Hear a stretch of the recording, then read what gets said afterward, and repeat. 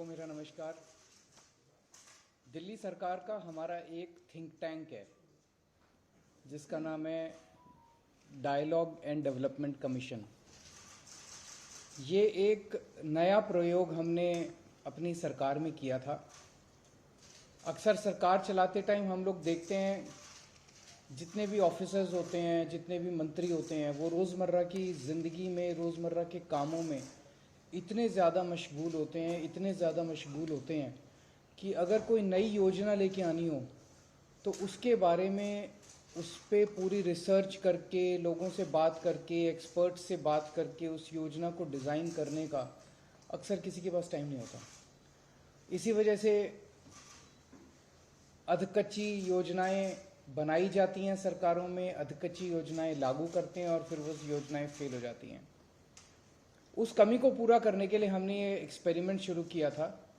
आज से 7 साल पहले DDC, dialogue and development commission का गठन किया गया, जिसका काम केवल और केवल ये था कि अगर सरकार में हमें कोई नई चीज़ करनी है, नई योजना लेके आनी है, नया प्रोजेक्ट लेके आना है, उस पर सारा सोचने का काम, उसको डिज़ाइन करने का काम, उस पर सलाह करने का काम डीडीसी करेगा। आज मैं समझता हूँ एक चीज़ जो देखने में आती है कि दिल्ली सरकार जितने काम करती है, दिल्ली सरकार जितनी योजनाएं चलाती हैं, वो अक्सर सफल होती हैं। बाकी सरकारों में देखा गया कि सरकारें योजनाएं तो बहुत अच्छी अच्छी लाती हैं, लेकिन वो सारी योजनाएं ज़मीन पे जाके फेल हो जाती हैं। दिल्ली सरकार में जो योजनाएं, हमारे प्रोजेक्ट्स जो बहुत ज़मीन पे जाके सफल होते हैं, उसका बहुत बड़ा श्रेय मैं डीडीसी को देना चाहता हूँ। उसका कारण ये है, 3 स्टेज पे डीडीसी काम करता है। पहली स्टेज, उस योजना को और उस प्रोजेक्ट को अच्छे से डिज़ाइन करता है। एक तरफ एक्सपर्ट से बात करता है, दूसरी तरफ जितने स्टेक होल्डर्स हैं उनसे बात करता है और उनसे बात करके उस एक मजबूत योजना या मजबूत प्रोजेक्ट डिज़ाइन किया जाता है। दूसरा, जब उसे इम्प्लीमेंट किया जाता है तो उसके ऊपर नज़र रखता है डीडीसी, सही चल रहा है, सही नहीं चल रहा है। अक्सर सरकारों के पास टाइम नहीं होता, लागू कर दिया, डीएम को बोल दिया, डीसी को बोल, चल रहा है, उस पर सुपरविजन का टाइम नहीं होता, वो डीडीसी करता है। और तीसरी चीज़, जब इम्प्लीमेंटेशन चल रहा है उसमें अगर कुछ कमियां दिखाई देती हैं, उन कमियों के बेसिस पे उसको, प्रोजेक्ट को ठीक करते रहने का काम भी डीडीसी करता है ताकि वो सुचारू रूप से काम कर सके।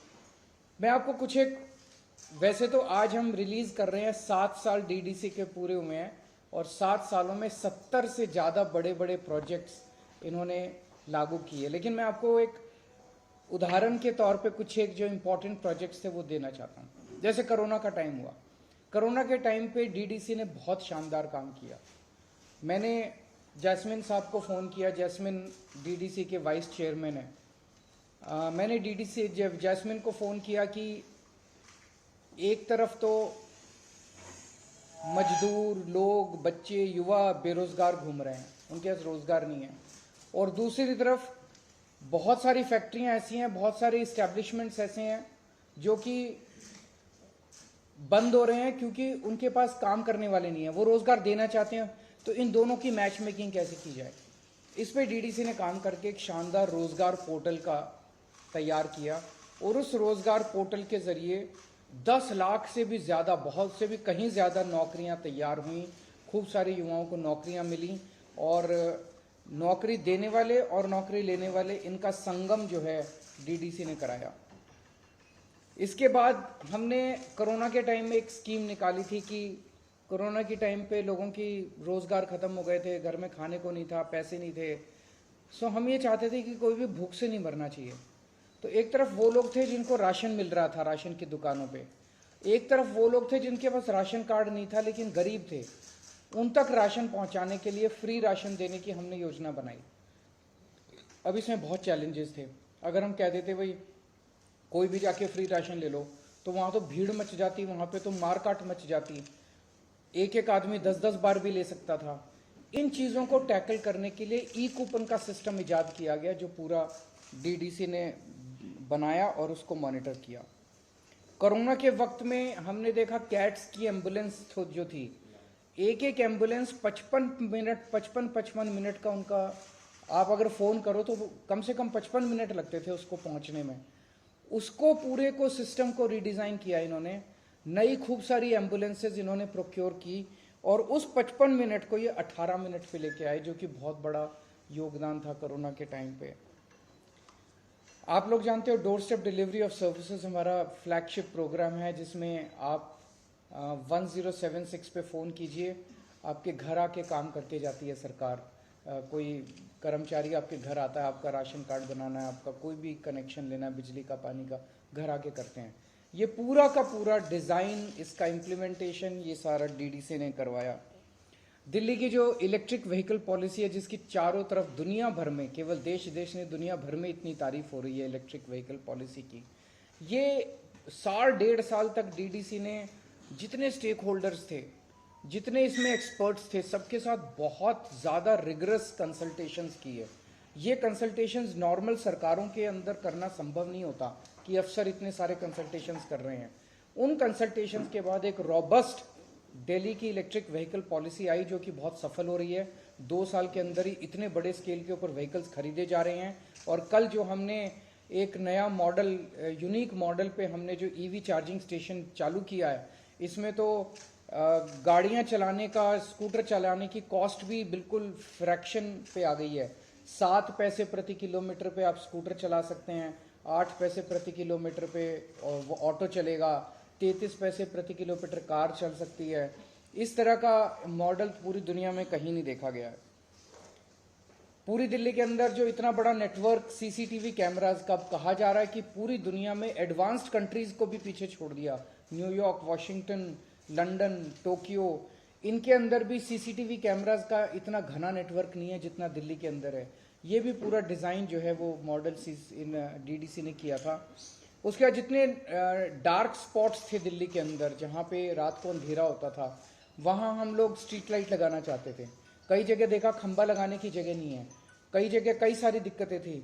तो एक नया मॉडल आया कि लोगों के घरों के ऊपर हम लगाएंगे, लोगों के घरों से बिजली का कनेक्शन लेंगे और उनको हम रिफंड कर देंगे जितना खर्चा आया करेगा। ये वाला पूरा अब पूरे दिल्ली के अंदर एक बहुत बड़ा नेटवर्क स्ट्रीट लाइट्स का बन गया है। ये भी पूरा मॉडल डीडीसी ने इम्प्लीमेंट किया। हेल्थ इंफॉर्मेशन मैनेजमेंट सिस्टम, जिसके बारे में मैं कई प्रेस कॉन्फ्रेंसेस कर चुका हूँ, वो पूरा सिस्टम इन लोगों ने डिज़ाइन किया है, जो अभी लागू हो रहा है। तो डीडीसी ने 7 साल के अंदर बहुत शानदार काम किया है। मैं प्रार्थना करता हूँ वो आगे भी इसी तरह से सरकार को और देश के लोगों की सेवा करते रहे। अगर कोई प्रश्न है तो आप बताइए।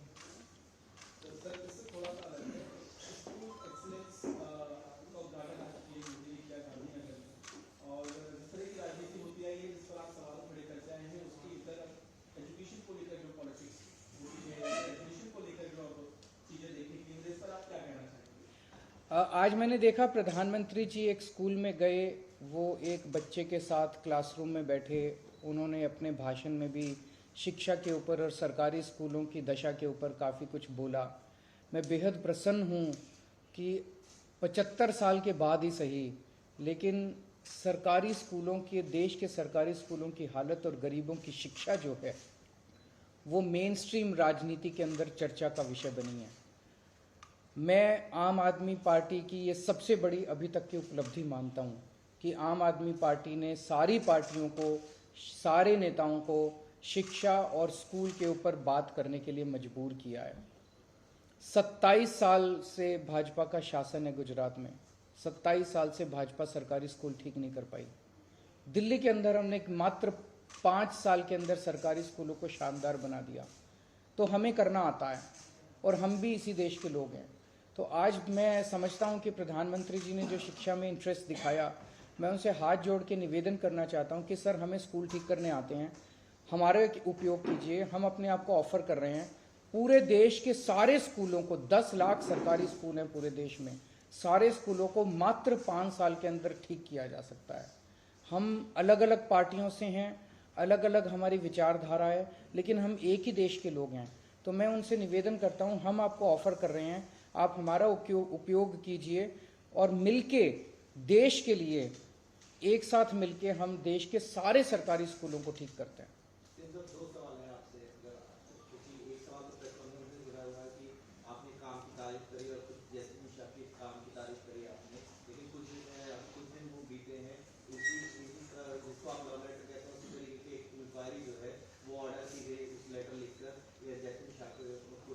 वो मुझे लगता है कि गलत है, क्योंकि वो उन जुरिस्डिक्शन नहीं है एलजी साहब का। इनका जो अपॉइंटमेंट है वो कैबिनेट ने किया था।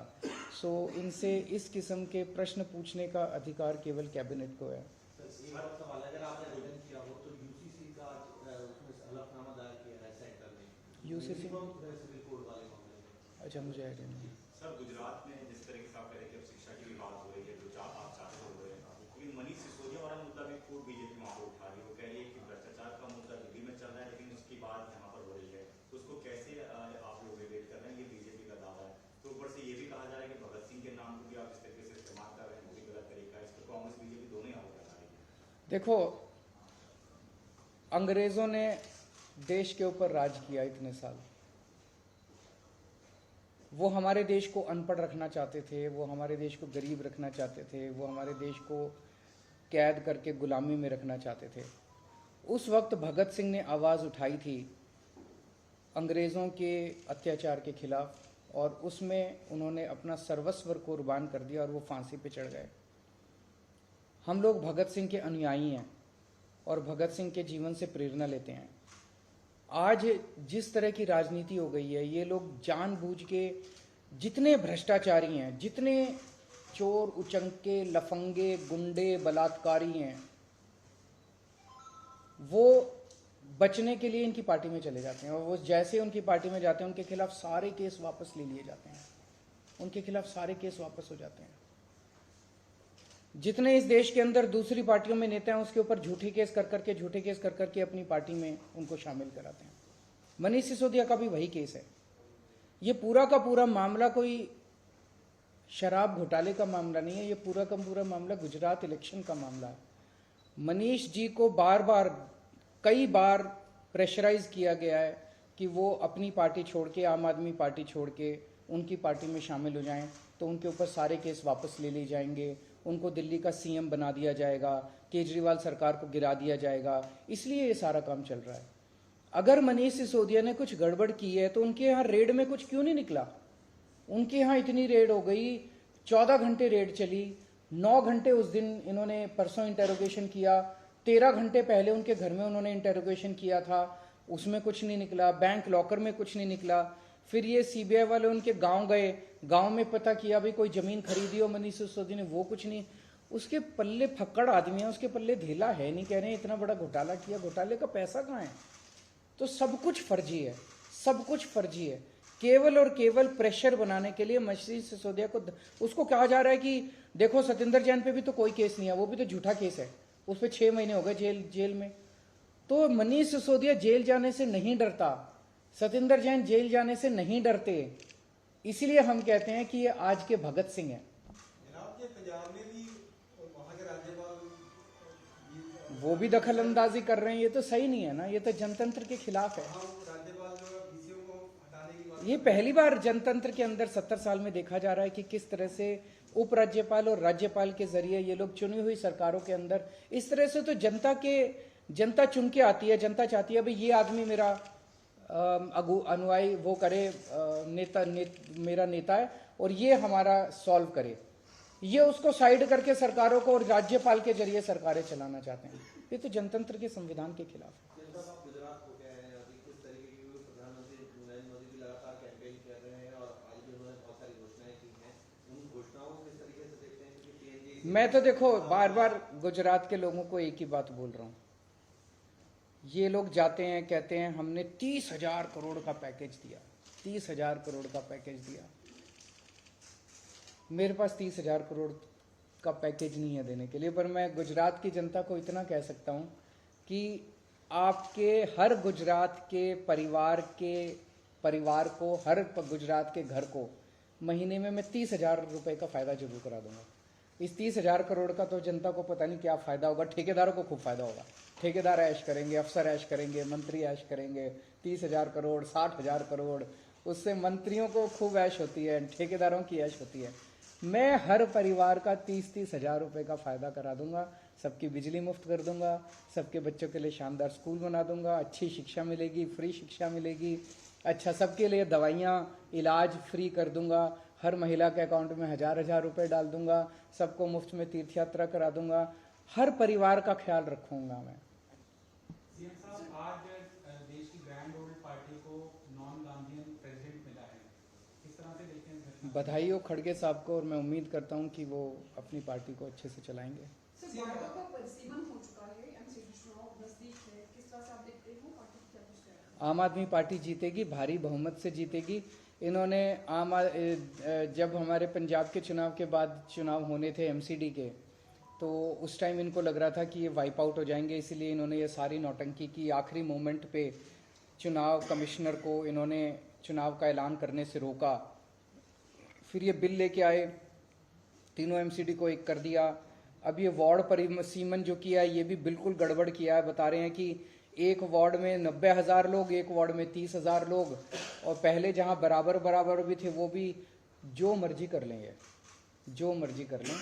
ऊपर वाला देख रहा है, इनके पाप का घड़ा भर चुका है, और जब ऊपर वाला अपनी झाड़ू चलाता है तो सारे, मैं कहता हूँ ना, ये कंस की औलाद है, ये सारे के सारे वाइप आउट हो जाएंगे। जो मर्जी कर लेंगे वाइप आउट होंगे। जनता आम आदमी पार्टी का साथ देगी। राजकुमार आनंद जी को नया मंत्री, मैंने चिट्ठी भेज दी एलजी साहब को उस बारे में। Thank you.